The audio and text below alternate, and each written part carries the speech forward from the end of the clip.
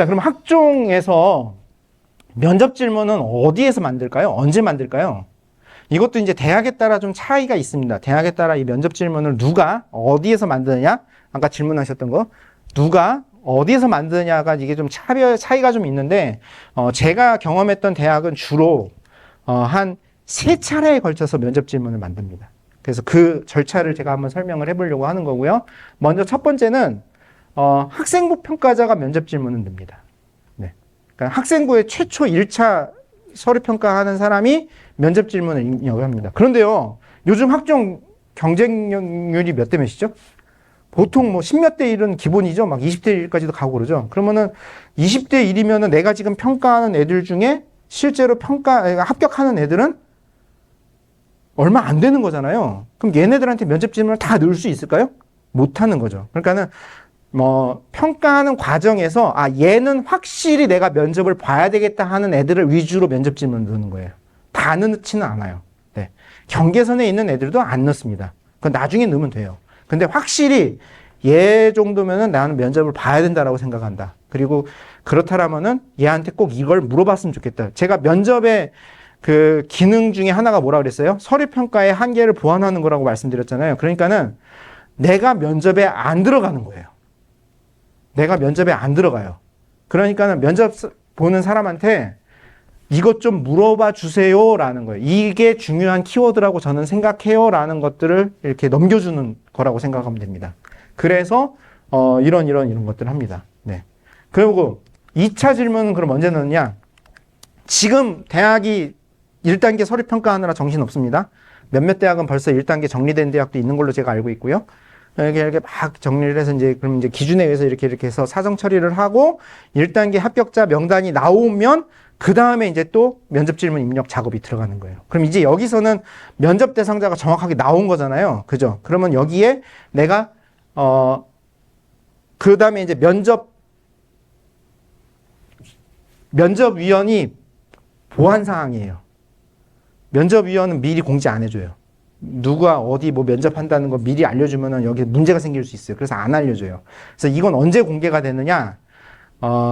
면접 보기 한 일주일 전, 3일 전 정도에 공개가 돼요. 그 면접위원에게만. 그리고 이건 이제 보안으로 다 처리가 됩니다. 그렇게 해서, 면접 평가자가, 자기가 면접 봐야 될 애들 거를 쭉 다 볼 수 있어요. 이게 한 3일 정도 봐요, 보통. 그래서 만약에 토요일에 면접을 본다, 그러면은 수요일에 오픈이 돼요. 수, 목, 금 3일 동안 서류를 보고 거기에 면접 질문을 이렇게 입력을 다시 해야 되는 겁니다. 그러면 이거는 면접 진행하기 전에 면접 대상의 특성을 파악하는 거고요. 근데 이제 단점은 결국은 서류 평가를 한 번 더 해야 되는 거죠. 네. 그러니까 이게 시간이 좀 굉장히 좀 많이 걸리고 좀 힘든 어떤 그런 작업이 되는 경우가 많습니다. 이게 왜 보이죠? 네. 아이고. 네. 그 다음에 마지막 면접 질문은 또 언제 하느냐? 면접하기 바로 직전입니다. 그러니까 면접하는 날, 앞 시간에, 1, 2차 면접 질문 내용을 점검을 하고, 이때는, 내 같은 면접실에 들어가는 사람도 아는 거예요. 그래서 이제 여기서 서로 역할 분담을 합니다. 크게 봤을 때 이 정도 하는 거죠. 그러니까는 뭐, 처음에 분위기, 아이스 브레이킹을 누가 하냐? 그 다음에 학업 질문, 첫 번째 질문 누가 던지냐? 그 다음에, 잠재, 그러니까 이제 전공과 관련된 질문은 누가 던지냐? 그 다음에 사회 공동체와 관련된 질문은 누가 던지냐? 이런 것들을 서로 좀 협의하고 합의하는. 그 다음에 마지막 마무리는 누가 하냐? 그 시간은 어떻게 배분하냐? 뭐 이제 이런 것들을 협의하고 합의하는 게 마지막 면접 질문 입력하는 시간입니다. 이렇게 해서 그러니까는 면접 한 번을 보기 위해 사실은 굉장히 많은 시간, 여러 사람이 들여다보면서 확인을 한다라는 거, 그 부분을 말씀드리고 싶습니다. 그래서 이제 저는 이제 대학에서 이제 교수님들한테 면접 질문을 이렇게 뽑아야 됩니다라는 걸 설명을 해야 되는 거잖아요. 그래서 이제 그때 만들었던 자료들이에요. 그래서 면접 질문 추출 과정에서 고려해야 될 것들이 여러 가지가 있는데, 첫 번째, 평가 항목을 고려를 해야 됩니다. 당연히 서류 평가에 어떤 기준에 의해서 평가해야 된다는 그 평가 항목이 있었던 거잖아요. 그걸 좀 고려를 하라는 얘기예요. 그러니까 이 얘기는 무슨 얘기냐? 서류에서 보는 학생부를 평가할 때 항목 그 기준과 면접에서의 평가하는 항목 기준이 큰 틀에서는 차이가 없다는 걸 의미하는 거예요. 그걸 다시 한번 확인하는 겁니다. 그래서 그 대학에서 설정한 이런 어떤 역량 평가 항목을 고려를 해야 되고, 두 번째, 면접 현장에서 지원자가 답변할 수 있는 정도의 수준의 문제를 내야 되는 거예요. 너무 어려운 걸 물어서도 안 되고 누구나 쉽게 답변할 수 있는 너무 쉬운 문제를 내는 것도 문제가 있다라는 거죠. 그래서 적절한 수준, 이게 참 이 적절하다라는 게 어디까지 이야기하느냐, 이게 참 감이 안 오는 건데요. 적절한 수준입니다. 그래서 이거를 대학 입학사정관들은 이 수준을 뭐라고 표현을 하느냐, 고교 교육과정의 내용과 범위와 수준이라고 이야기를 합니다. 고교 교육과정의 범위와 수준을 넘으면 안 돼요. 이게 가장 큰 이유예요. 가장 큰 기준이 되는 겁니다. 그러니까는 수학이나 과학에서 어떤 문제풀이 같은 것들에 대한 내용을 낸다 하더라도 반드시 보통 고등학생들이 수업 시간에 법했을 만한 기본 개념을 가지고 물어야 된다는 거예요. 그렇지 않으면 안 된다는 겁니다. 그래서 교육과정과 관련된 자료를 사전에 다 제공을 합니다. 평가 가능한 질문을 또 해야 돼요. 질문을 해놓고선 내가 어떻게 답변하느냐에 따라 측정하지 못하면 그게 또 무슨 의미가 있나요? 그 의미 없는 거잖아요. 그래서 평가 가능한 질문을 해야 되는 겁니다. 그러니까 평가 대상이 그러면 될 수 없는 질문은 어떤 거죠? 가치관과 관련된 질문들. 개인의 가치관, 종교적인 신념, 사회적 규범, 도둑질은 해야 돼요, 말아야 돼요? 약속은 지켜야 돼요, 말아야 돼요?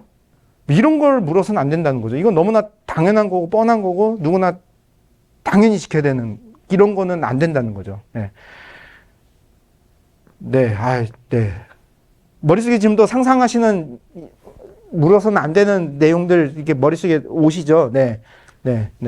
그런 거 하면 안 된다는 겁니다. 그 다음에 또 하나, 이게 또 중요한 건데요. 애들은 어찌됐건 이 면접이 자기에게 굉장히 중요한 결과를 가져오는 요인이 될 거라는 걸 잘 알고 있기 때문에 면접 상황에서 어떤 답변을 할 가능성이 높다? 자기 진짜 생각과는 거리가 있는 상대방이 듣기 좋아할 만한 답변을 하려는 시도를 할 수 있다는 거예요. 근데 그런 질문도 안 된다는 거예요. 네. 그런 질문 하는 것도 좋은 질문은 아니라는 거예요. 그러니까 너무 뻔한 질문을 하는 것도 문제가 될 수 있다. 그래서 결국 그러면은 학생부에서 어떤 질문을 해야 되느냐? 학생부와의 정합성, 학생부와의 일치성, 학생부의 내용을 정말로 반영하고 있는 질문을 확인하는 질문, 그거를 하는 건지 안 하는 건지, 그러면서 그러니까 결국은 학생부 전체를 일관하는, 학생부 전체를 통관하는 그 학생 개인의 특성에 주목하는 질문, 그런 질문을 해야 된다라는 겁니다. 그래서 이제 평가 요소 설명을 드려야 되는데 지금 이 시간에는 못 하고요. 학업은 어쨌든 A의 그 지적인, 지식적인, 그 다음에 학교에서 배웠던 교과와 관련된 그런 내용이고요. 진로 역량은 얘가 지원한 모집단위, 학과와 관련된 내용이라고 생각하시면 됩니다. 근데 최근에는 2015 개정교육과정이 바뀌면서 애들이 과목을 선택할 수밖에 없잖아요. 그럼 선택한 과목의 의미, 그 다음에 그것의 맥락, 이런 부분들을 묻는 거고요. 세 번째, 공동체 역량. 대학도 분명히 하나의 작은 사회이다 보니 그 작은 사회 속에서 애들이 지켜야 될 기본적인 내용들, 그 다음에 거기서 겪었던 문제 상황들, 갈등 상황들을 어떻게 해소했느냐, 이런 부분들에 주목해서 질문을 한다라고 보시면 됩니다.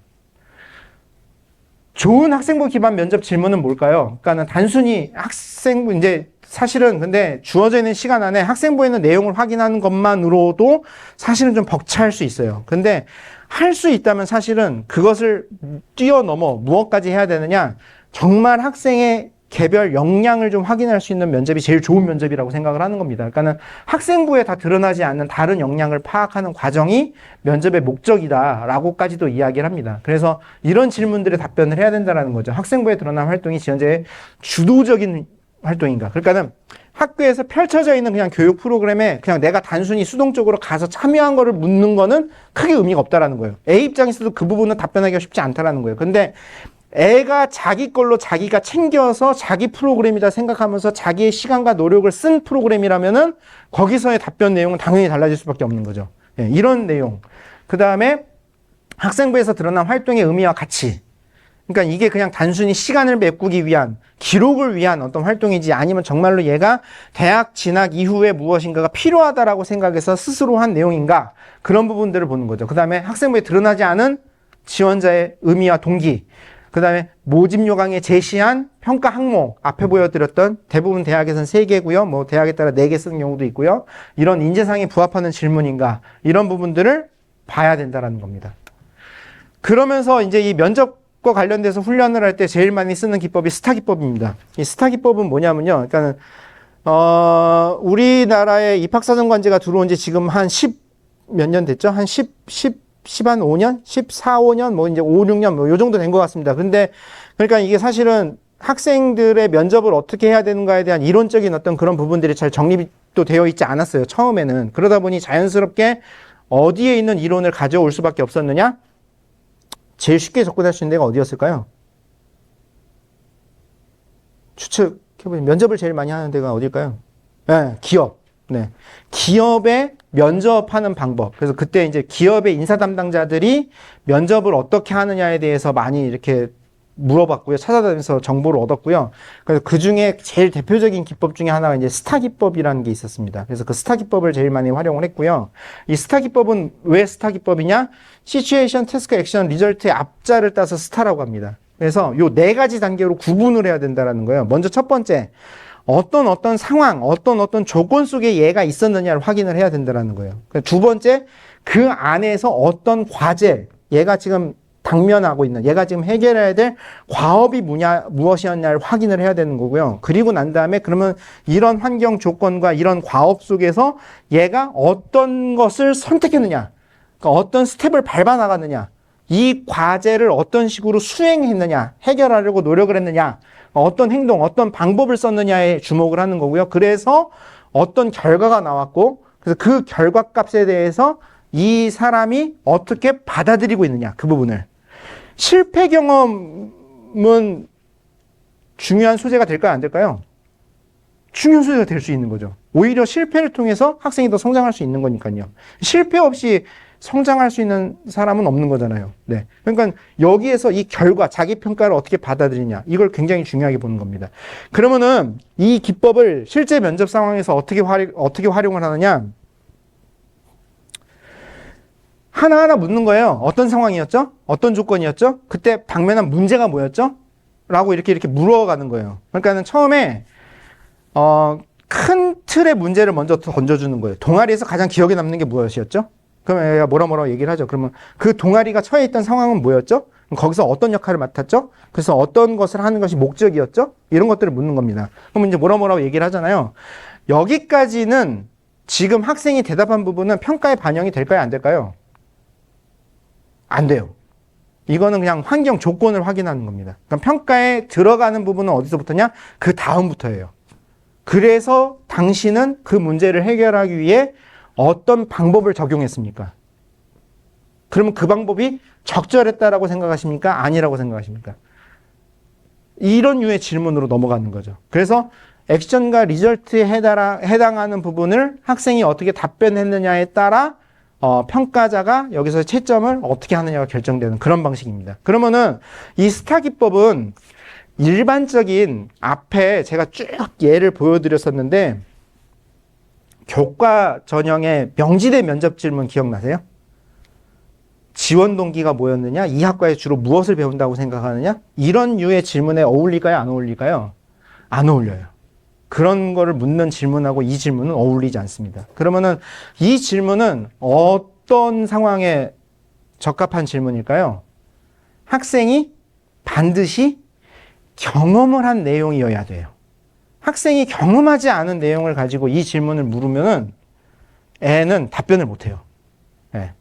그러니까는 이 스타 기법의 가장 핵심은 학생이 정말로 자기가 스스로 주도적으로 참여해서 수행한 활동인가 아닌가를 구별하기 위한 면접법이라고 보시면 됩니다.